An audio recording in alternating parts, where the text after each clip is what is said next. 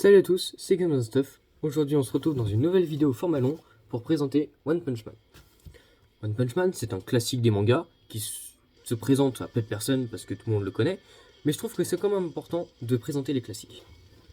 Donc dans ce manga, écrit par le mangaka One, on va suivre l'histoire de Saitama, le mec sur la couverture, qui est un gars dans la vingtaine et qui s'ennuie terriblement dans sa vie. Pour combattre l'ennui, il va décider de combattre les monstres qui surgissent un peu partout dans son monde. Dans son monde, en fait, l'humanité est au bord de la destruction et n'a plus beaucoup de représentants.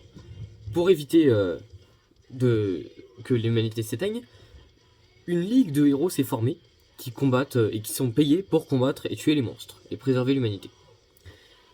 Saitama, lui, il est pas du tout au courant de ça, donc il combat les monstres sur son temps libre, il n'a pas vraiment de travail, mais en fait il n'est pas payé pour. C'est pas un héros officiel. Donc personne ne le connaît, et ça l'énerve profondément. Il combat les monstres, il les tue tous en un coup de poing, parce qu'il a suivi un entraînement très intense, selon lui, pour acquérir une puissance incroyable, ce qui fait qu'il peut one-shotter tout le monde. Donc malgré tout, il n'est pas payé, il n'est pas reconnu, etc. Tout va changer lorsqu'il va affronter une sorte d'hybride moustique.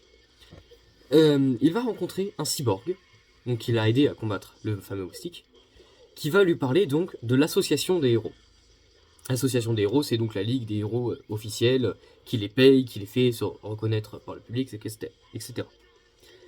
Grâce au cyborg, qu'il va prendre comme élève, il va finalement s'inscrire à la ligue des héros, il va passer l'examen, et il va être estimé à un niveau très faible, enfin, le plus faible des héros, mais qui est quand même supérieur à celui d'un humain normal. Et donc, une fois qu'il est un héros officiel, il peut combattre des monstres en étant payé, en étant reconnu, et il vit son rêve, parce que combattre des monstres pour gagner sa vie, c'est son rêve. Il nous le dit au début du manga. Malgré tout, les monstres vont devenir de plus en plus puissants, de plus en plus fréquents, et on va voir l'apparition de plein de races de monstres spécifiques. On va commencer dans le premier tome avec l'apparition des monstrothères, qui sont des habitants des profondeurs, qui sont trop nombreux et qui sont donc venus envahir la surface. Plus tard, on aura le monstre des mers, je sais pas le nom exact, excusez-moi, qui donc viendra aussi envahir la surface, etc.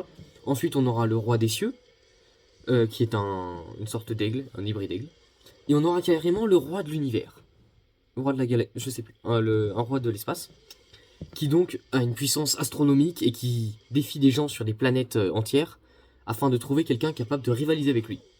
Saitama, donc notre héros, va lui mettre une bonne raclée et il va pas repartir puisqu'il sera mort. Après ça, l'intrigue va se corser et en fait, toute une organisation criminelle va arriver, se développer, mais même commencer à corrompre l'humain.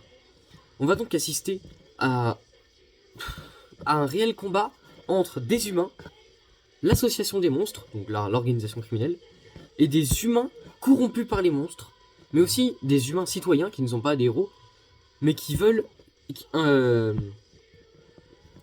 implorer la pitié des monstres pour qu'ils les laissent en vie. Parce que les monstres, leur but, c'est d'exterminer les humains. Donc voilà, dans ce manga One Punch Man, on va suivre l'histoire d'un vingtenaire avec une puissance astronomique qui s'ennuie et qui essaie de combattre des monstres pour gagner sa vie. C'était Games Stuff, salut!